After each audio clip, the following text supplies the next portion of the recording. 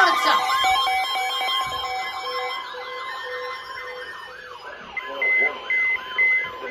FFW! East Central Armstrong County in West Central Pennsylvania until 11:30 p.m. At 8:32 p.m., Doppler radar indicated thunderstorms producing heavy rain across the warned area. Between 1 and 1.5 inches of rain have fallen.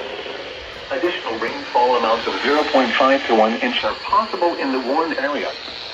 Flash flooding is ongoing or expected to begin shortly.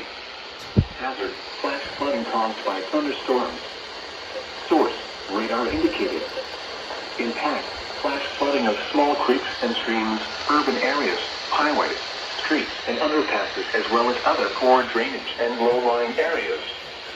Some locations that will experience flash flooding include New Bethlehem, Rural Valley, Dayton, Hawthorne, Bissett, and Mahoning Creek Lake. Turn around. Don't drown when encountering flooded roads. Most flood deaths occur in vehicles. Be especially cautious at night when it is harder to recognize the dangers of flooding.